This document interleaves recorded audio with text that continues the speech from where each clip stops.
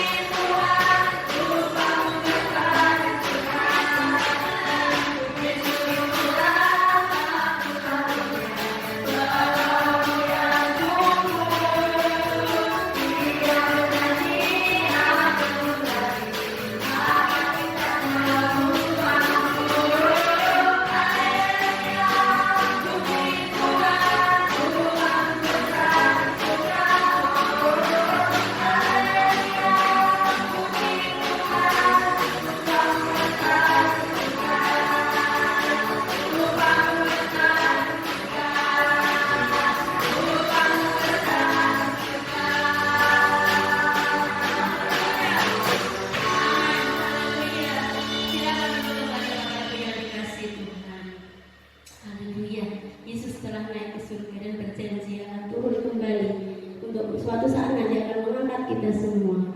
Tiba saatnya kita akan mendengarkan kebenaran firman Tuhan. Haleluya. Kita siapkan hati kita pagi hari ini. Haleluya.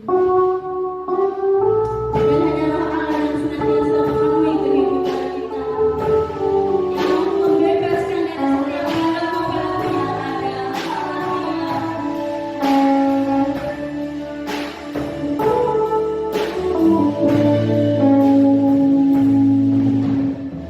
Haleluya.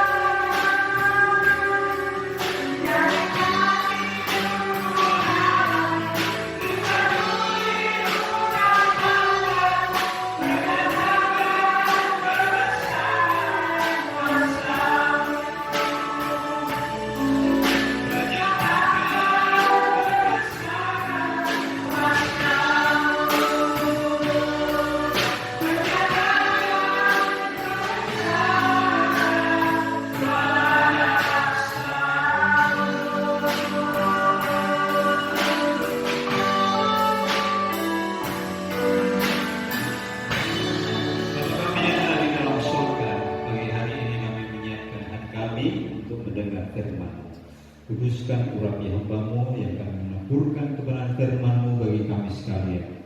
Kami siap untuk mendengar dan diberkati oleh Tuhan. Kami berdoakan semua ini di dalam nama Yesus, Tuhan dan Juru Selamat kami. Amin. Bapak Ibu, Saudara yang dikasihi oleh Tuhan, pagi hari ini kita akan mendengar kebenaran firman Tuhan dari hamba-Nya, Bapak Mitch Warner. Mari kita siapkan hati kita dan kita akan buka hati untuk firman Tuhan pada pagi hari ini. Tuhan memberkati.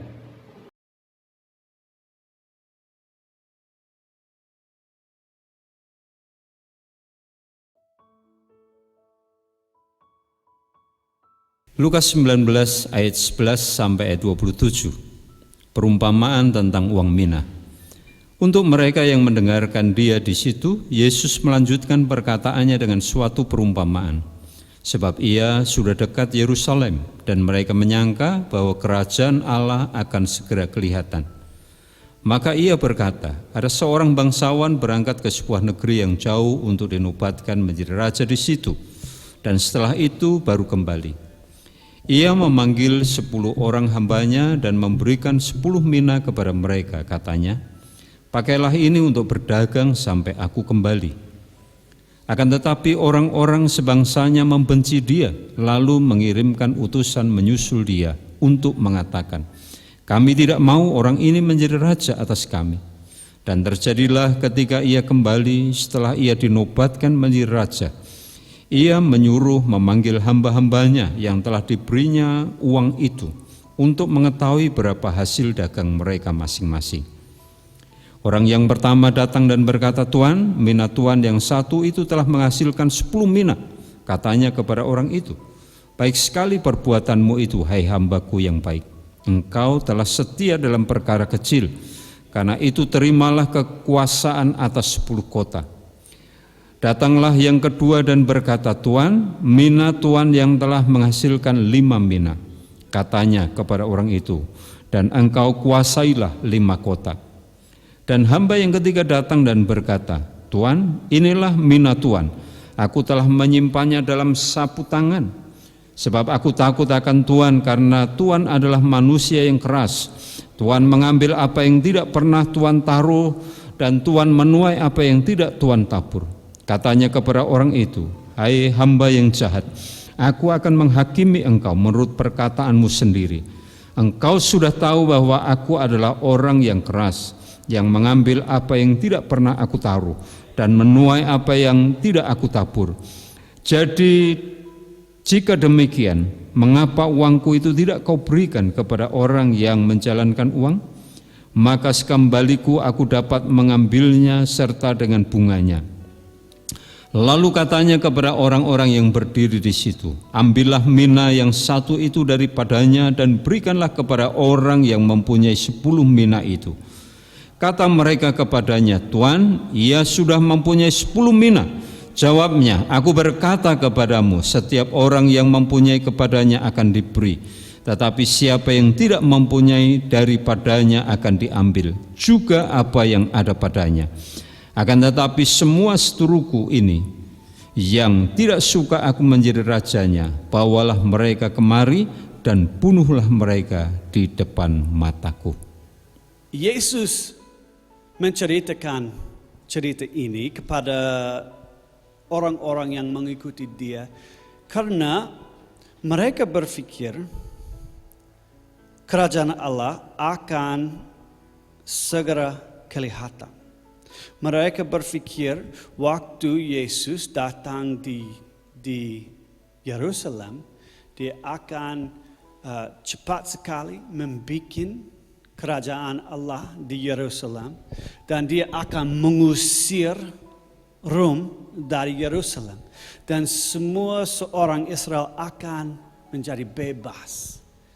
Karena kelompok yang dulu mereka diganggu karena Yesus, dia mengunjungi rumah Zakheus, dan Zakheus adalah orang jahat, tapi mereka masih percaya dia seorang Mesia. Dan juga karena Zakheus orang jahat, mereka mungkin mereka berpikir, wah, saya akan menerima posisi yang tinggi karena saya bukan orang jahat seperti Zakheus, saya orang yang baik sekali. Ya. Dan dalam cerita ini Yesus memperbaiki ide-ide mereka, pengertian mereka. So, pertama dalam cerita ini Yesus berkata, seorang bangsawan akan menerima kerajaan itu dan dia akan menjadi raja. Tapi dulu dia harus pergi ke negeri lain untuk menerima kerajaan itu. Waktu Yesus berkata, seorang itu harus keluar dari negeri ini ke negeri jauh,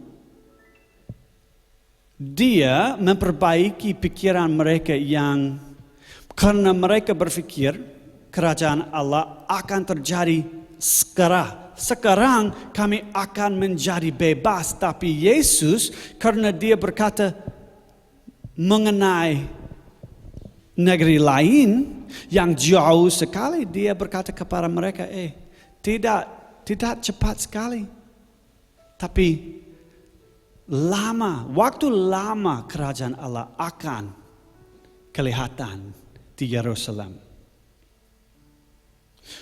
Oke. Dan pasti mereka berpikir, bagaimana dengan Rom? Akankah kita menjadi bebas atau tidak? Apakah harus kami lakukan kalau kerajaan tidak akan kelihatan segera? Apa yang harus kami lakukan? Mengapa saya harus mengikuti Yesus? Dan kemudian dalam cerita ini, bangsawan itu memanggil 10 orang hambanya.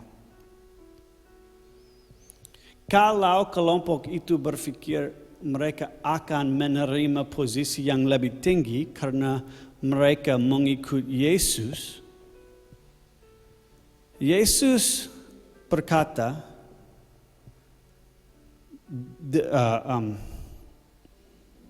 bangsawan memanggil 10 hamba.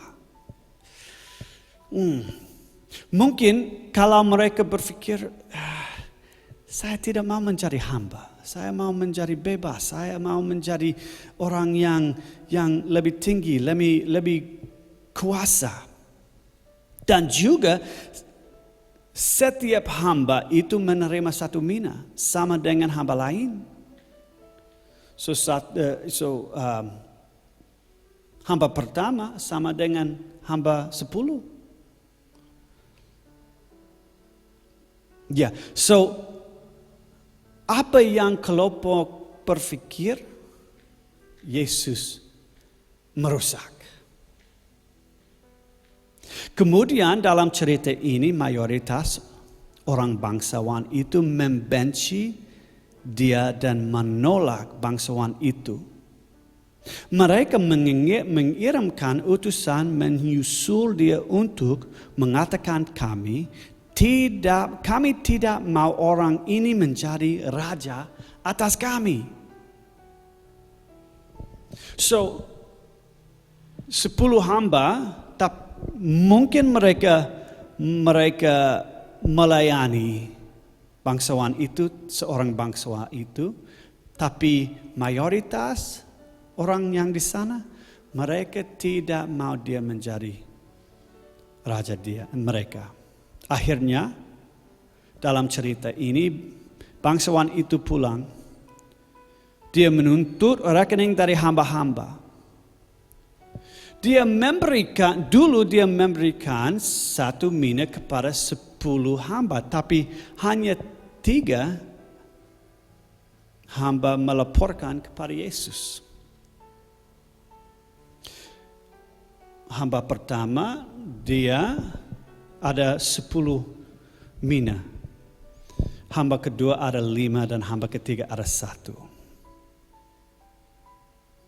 Oke, so minggu ini kita sudah merayakan kenaikan Yesus. Yesus seperti bangsawan pergi ke negeri lain, pergi ke surga, naik ke surga, tapi dia akan kembali. Dan mungkin ada beberapa orang yang mendengar pesan ini, dia pergi di sana sudah lama. Saya tidak mau menunggu lama sekali. 2000 tahun dia naik ke surga. Akankah dia kembali? Tapi dalam cerita ini dia sudah berkata, karena dalam cerita ini bangsawan pergi ke negeri yang jauh sekali. Dia sudah memberitahu kita, lama sekali sebelum saya kembali ke dunia ini. Teman-teman, untuk mengikuti Yesus itu sederhana sekali, tapi sulit sekali juga. Yesus tidak satu kali berjanji, kalau mau mengikut saya, ini easy. Enggak, itu sulit sekali. Yesus juga dia memberitahu kita bahwa mayoritas umat manusia akan menolak dia. Mereka tidak mau Yesus menjadi raja di atas dunia. Mayoritas umat manusia mereka berpikir, saya tidak mau dia raja. Saya tidak mau raja at all. Saya mau menjadi bebas dari semua orang lain.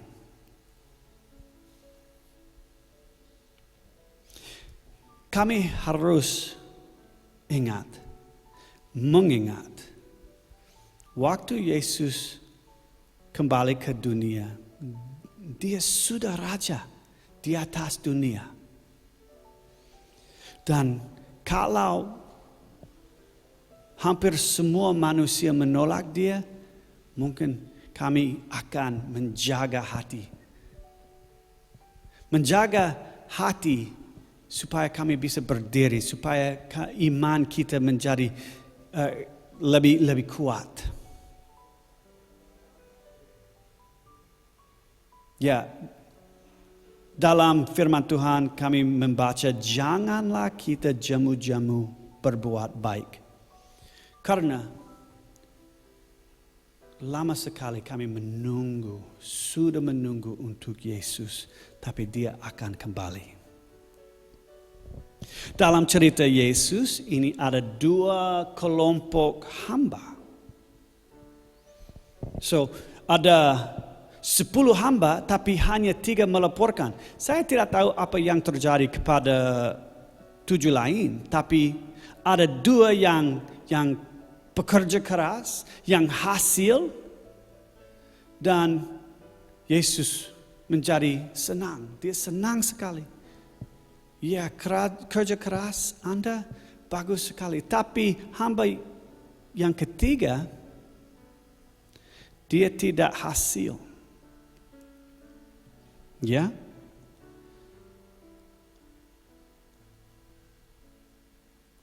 Bapak, Ibu,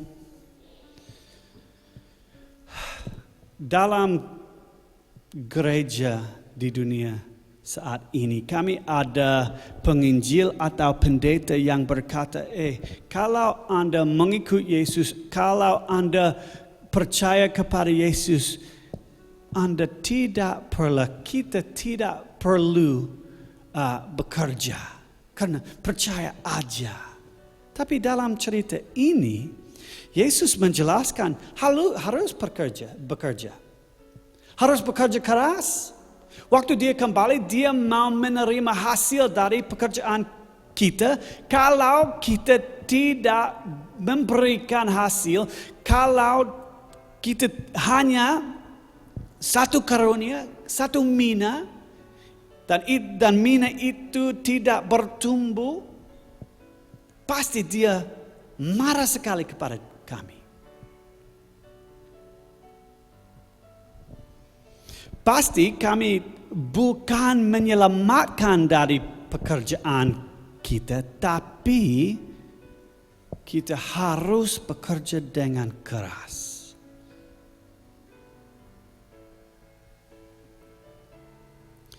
Mungkin beberapa orang yang sedang mendengar pesan ini merasa, saya mau menaati Yesus, tapi saya tidak tahu bagaimana. Mungkin ada beberapa orang yang ada di sini yang berpikir, apa artinya pelayanan? Bapak-bapak, ibu-ibu, ya saya sangat mengerti pertanyaan ini, pemikiran ini. Karena saya juga sering merasa seperti itu. Tapi pelayanan itu sederhana sekali. Pelayanan adalah memberikan kesaksian tentang Yesus Kristus. Itu aja.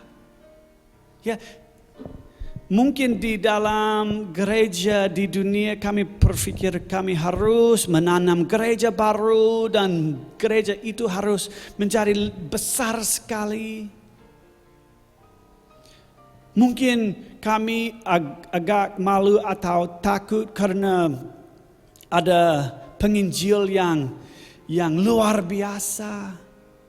Dan itu luar biasa. Itu baik sekali. Tapi pelayanan adalah memberikan kesaksian tentang Yesus Kristus saja. Tidak harus menjadi pendeta yang sangat penting. Harus hanya memberikan kesaksian kepada tetangga-tetangga kita. Bapak-bapak, setiap pagi mari kita meminta dari Bapa di surga, tolong berikan pelayanan kepada saya hari ini. Setiap pagi mari kita mencari Roh Kudus dan menunggu jawaban Dia. Setiap pagi mari kita menerima dan menerima karunia Roh Kudus dan memakai karunia Roh Kudus di jalan-jalan. Waktu kami berjalan-jalan, memakai karunia Roh Kudus dengan teman, dengan sahabat, dengan tetangga. Mari kita meminta wahyu mengenai Tuhan Yesus dari Bapa di surga. Wahyu dari visi, wahyu dari firman Tuhan, wahyu dari mimpi-mimpi, wahyu dari gereja Yesus Kristus ini. Dalam firman Tuhan, Yesus berkata, ketika kita berdoa, kita perlu meminta dari Allah makanan yang cukup untuk hari ini. Setiap pagi meminta dari Bapa di surga makanan yang cukup untuk hari ini. Yesus juga berkata kepada murid-murid Dia, makananku ialah melakukan kehendak Dia yang mengutus aku dan menyelesaikan pekerjaannya. Yesus berkata mengenai makanan dari itu bukan makanan fisik tapi makanan rohani. Makanan itu adalah adalah pelayanan. Waktu Yesus melakukan rohani, itu makanan untuk jiwa dia. Teman kita perlu makanan yang fisik. Betul, kami perlu makanan yang fisik, tapi kami juga perlu makanan yang rohani, yang spiritual.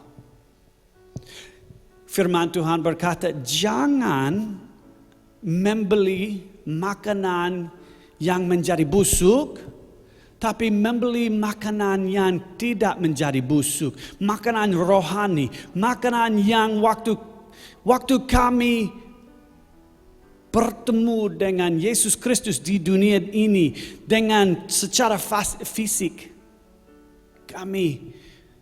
jiwa kami sangat kuat. Karena setiap hari, setiap pagi kita bertanya kepada Roh Yesus, tolong berikan makanan rohani. Tolong waktu saya melayani di masyarakat, di dalam masyarakat. So, apa yang harus kami lakukan itu sederhana sekali. Mari kita menaati Yesus dengan cara-cara ini. Mari kita pergi kepada semua bangsa. Kepada tetangga,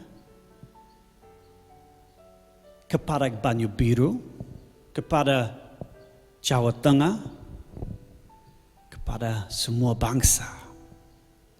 Mari kita memuridkan semua bangsa. Mari kita membaptis semua bangsa.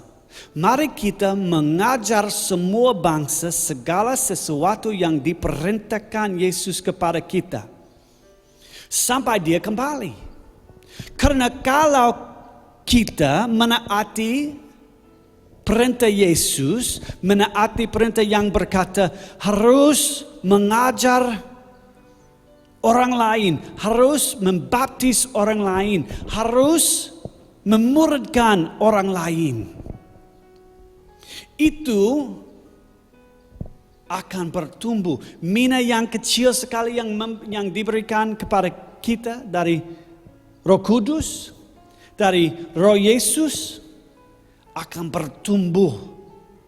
Supaya orang-orang yang belum percaya atau orang-orang yang belum kuat dalam Roh Yesus akan menjadi kuat. Dan orang yang belum percaya akan percaya. Karena kami menerima satu mina yang kecil sekali. Tapi berinvestasi dalam kerajaan Allah. Dan mina itu akan bertumbuh.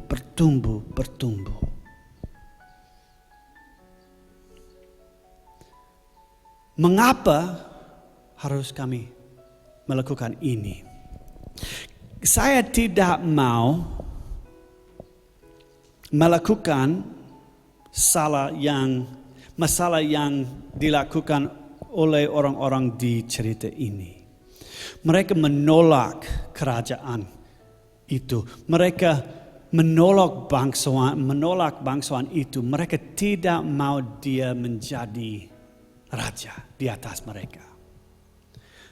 Bapak-bapak, ibu-ibu, waktu Yesus kembali, kerajaan dia bukan demokrasi. Ya, kami tidak boleh memilih raja lain dari banyak raja. Hanya satu raja. Yesus Kristus adalah raja di atas semua dunia. Dan kalau kita tidak menerima dia sebagai raja kita menjadi seperti orang yang menolak dia di cerita ini. Dia berkata, bawalah mereka kemari dan bunuhlah mereka di depan mataku. Wow, itu berat sekali ya. Waktu saya berpikir mengenai Yesus Kristus, saya bukan berpikir mengenai ayat-ayat seperti itu.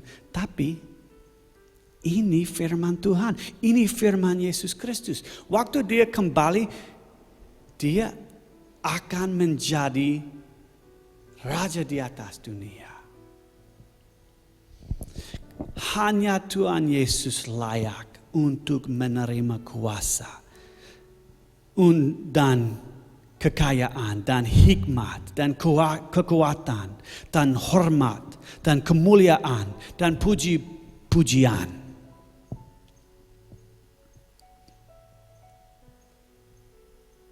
Bapak, Ibu, sekarang kami menunggu untuk Yesus kembali. Kami menunggu dan pasti sekarang mungkin hampir semua kita belum menerima posisi yang tinggi. Mungkin kami merasa seperti orang yang sangat biasa, mungkin kurang biasa. Tapi waktu Yesus kembali dan kalau kami bekerja dengan keras untuk dia akan memberikan posisi yang sangat tinggi untuk kami. Kalau engkau merasa capek, saya mengikuti Yesus dan kehidupan saya sangat sulit. Bapak, Ibu, dia akan kembali. Dan dia akan memberikan kepada Anda hadiah-hadiah yang sangat bagus, yang luar biasa. Menunggu sedikit lagi, waktu sedikit lagi. Mari kita berdoa. Tuhan Yesus, Engkau adalah Raja di atas semua raja, di atas setiap negeri. Di atas di dunia ini. Dan Bapa, Yesus Kristus, kami memuji Engkau. Kami menghormati Engkau karena kami sudah percaya Yesus, Engkau adalah Raja kami. Tapi mungkin kami merasa agak capek, agak sedih. Karena sekarang untuk mengikuti Engkau itu sulit sekali. Dan menjadi lebih sulit di masa depan. Tolong Bapa, tolong berikan keberanian kepada kami. Tolong berikan hikmat kepada kami. Tolong berikan wahyu kepada kami. Kekuatan. Bapak, kami perlu hati yang segar, pikiran yang segar, supaya kami bisa menunggu, supaya kami bisa berdiri sekarang sampai Yesus kembali. Kami menolak raja lain, kami menolak budaya dunia ini. Kami hanya mau menerima Raja yang di atas semua raja, namanya Yesus Kristus. Yesus, Engkau adalah layak untuk menerima puji-pujian kami. Dan karena itu kami mengikuti Engkau sampai Engkau kembali. Kami berdoa semua ini dalam nama Yesus Kristus. Amin.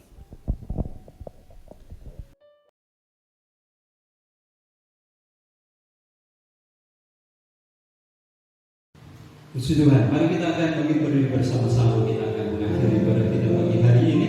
Kita akan naikkan pujian Roh Yahweh.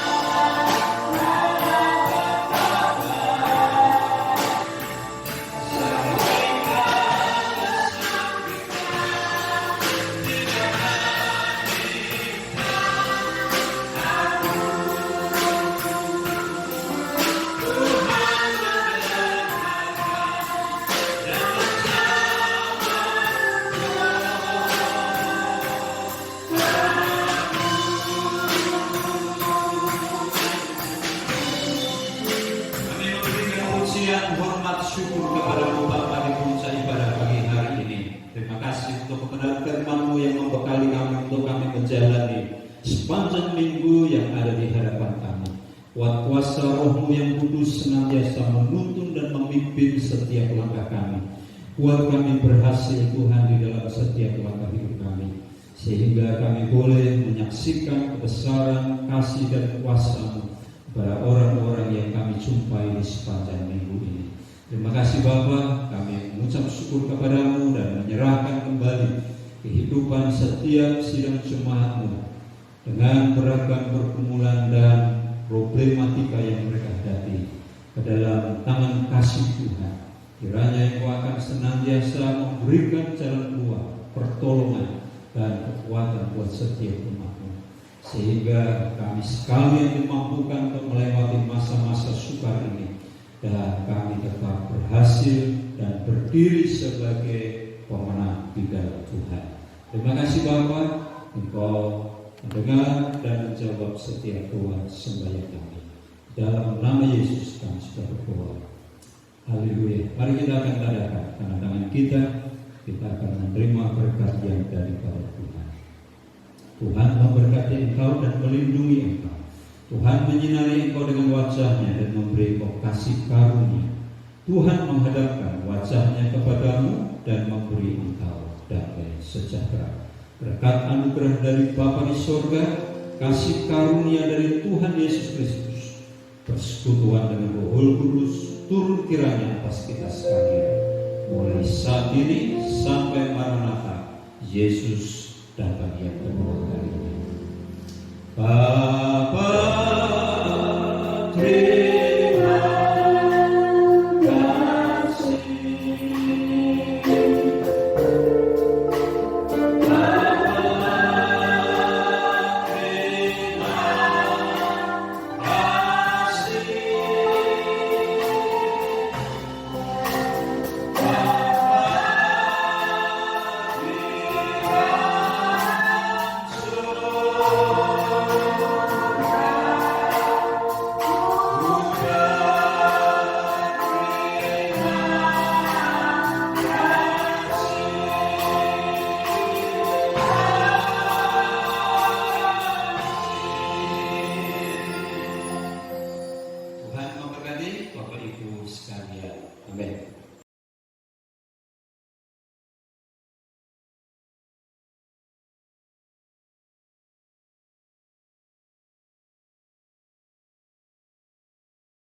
Amin.